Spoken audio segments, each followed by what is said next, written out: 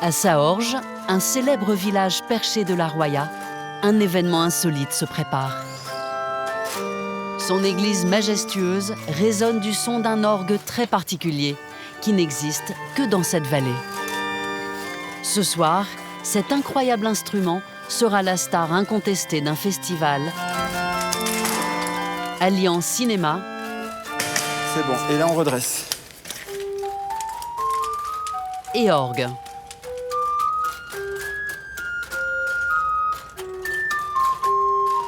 L'architecte Antoine Madelena s'apprête à vivre une expérience étonnante. Le projet baroque, c'est de l'architecture, c'est de la peinture, c'est de la sculpture et de la musique. Tous les sens sont en éveil dans le projet baroque. Donc là, aujourd'hui, je pense qu'on va assister à un projet complètement baroque.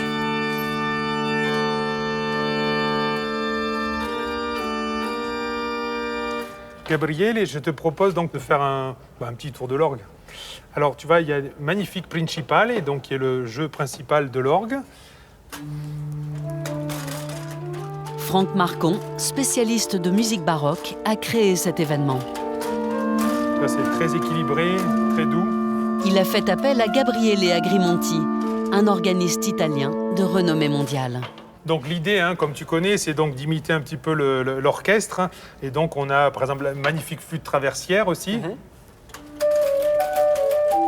Cet orgue, fabriqué par des artisans d'art italiens au XIXe siècle, ne ressemble à aucun autre. Il reproduit à lui seul une multitude de sons et d'instruments. Je vois ici qu'il y a aussi des clochettes. Oui. On peut les activer. Donc tu comment? les actives ici, voilà, avec la pédale d'appel. Elles sont très jolies, tu vas voir.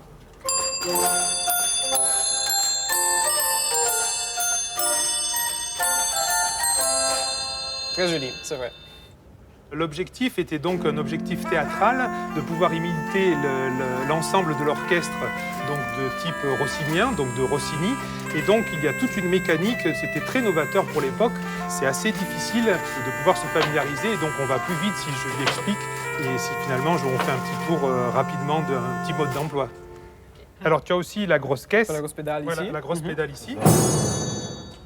En Italie, à l'époque, les gens, quand ils allaient à la messe, c'était un des rares moments où justement ils pouvaient accéder à la musique. Et donc, ils avaient envie d'écouter ce que les autres personnes, peut-être les plus riches, allaient écouter dans les théâtres. Et donc, les orgues reproduisaient donc la musique du théâtre, de l'opéra, parce que sinon, la musique a été payante.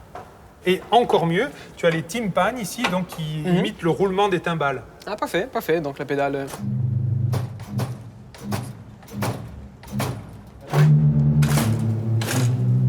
Ce soir, Gabriele va improviser sur des chefs-d'œuvre du cinéma muet, datant du début du siècle dernier. Signé Georges Méliès. C'est sûr qu'on peut s'en servir un peu partout et où on veut, et ça peut créer des effets très intéressants, mais notamment dans les effets un peu de surprise ou peur, ça peut évoquer quelque chose, parce que par exemple...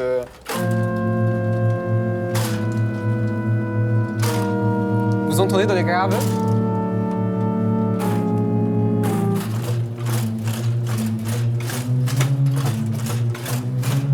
Et chaque sonorité, ici, elle est au service de l'image.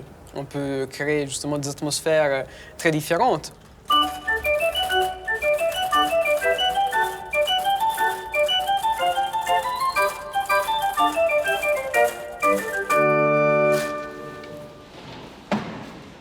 Alors que le public s'installe, Bonsoir Gabriel. dernier réglage avec le projectionniste. Petit moniteur, comme d'habitude.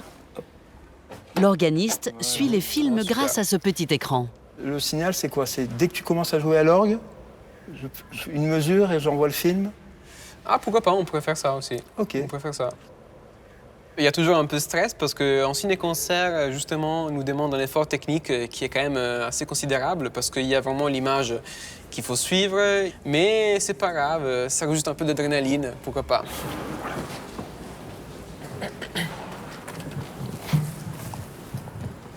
Gabriele ne répète quasiment pas avant le spectacle pour laisser libre cours à l'improvisation.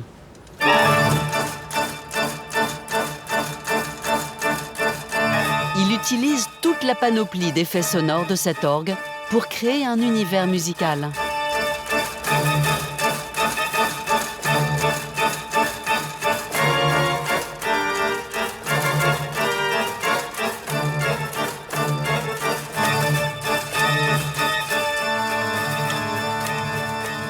le public redécouvre ces œuvres de Méliès.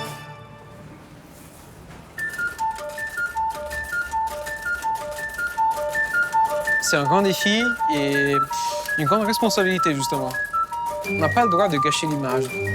On peut bien sûr donner une sorte de lecture personnelle, mais il faut vraiment savoir être à l'auteur d'une telle œuvre.